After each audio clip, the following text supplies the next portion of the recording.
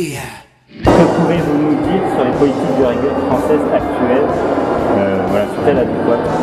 Je voudrais d'abord faire une remarque assez générale, à savoir qu'il y a une espèce de paradoxe, même de contradiction, dans le fait qu'il y a 2 ans, on nous disait qu'il faut faire de la relance économique grâce à des dépenses publiques importantes, le grand emprunt, etc.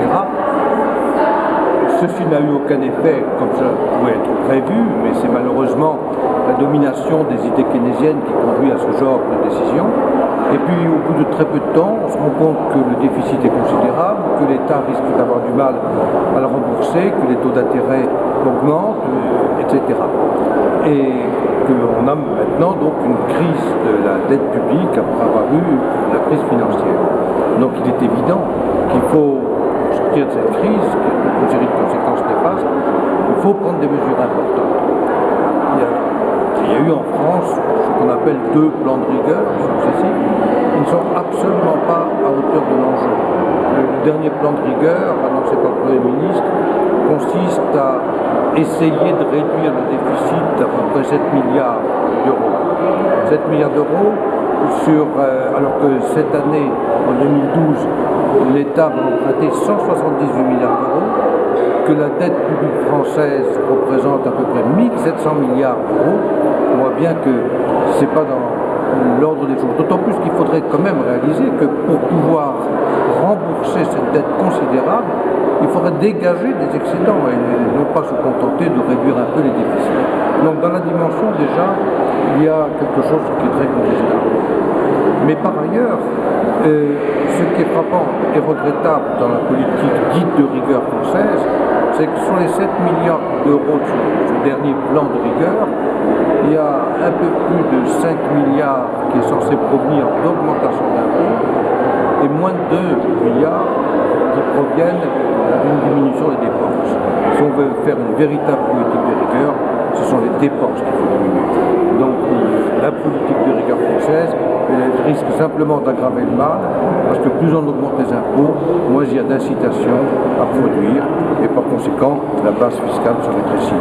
Donc il y a une contradiction de ce point de vue-là, il ne faut pas attendre grand-chose malheureusement de ce point de vue. Merci. Quelle rigueur donc? Bon, vous avez un peu répondu, du coup. J'ai un peu répondu, bien évidemment. Voilà. Je crois que le plan de rigueur qui s'imposerait serait d'abord un plan d'une ampleur beaucoup plus grande, mais ensuite un plan dans lequel il n'y aurait pas d'augmentation d'impôts et si possible des diminutions d'impôts. Et c'est caractéristique de voir que c'est ce qu'on a décidé récemment en Grande-Bretagne, qu'on a décidé marginalement en Allemagne, en Italie dans certains cas, mais il faudrait par conséquent surtout une diminution absolument drastique et rapide des dépenses publiques.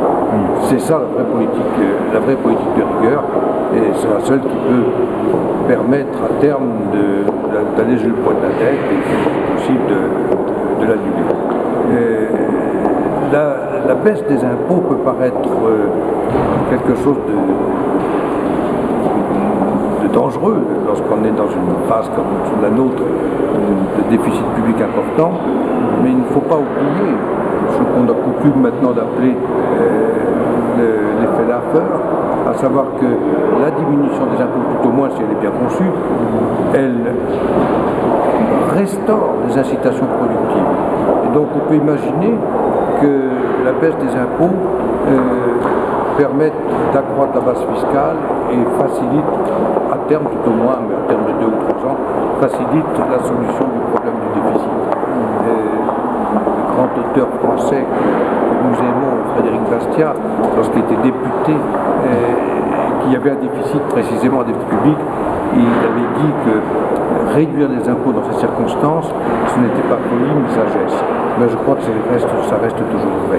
Et si on veut vraiment relancer l'activité, et par là même, donc accroître la base sur laquelle les impôts sont assis, eh bien, il faut réduire les impôts.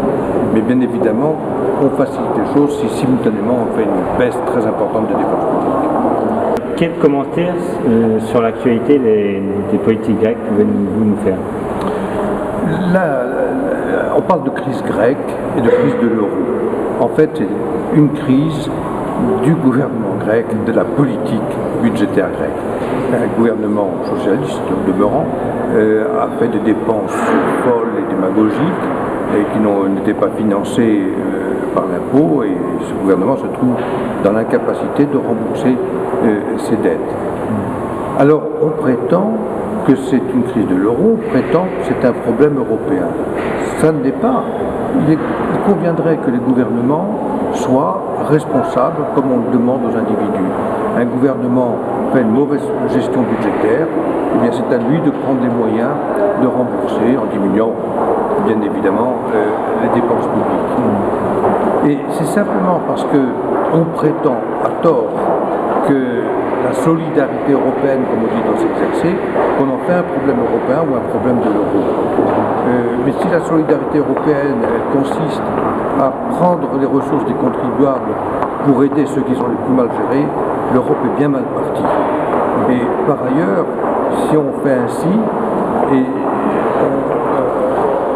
on construit de manière artificielle un problème de l'euro, par exemple, parce que la Banque Centrale Européenne achète des titres grecs, contrairement à ses statuts, et crée de la monnaie.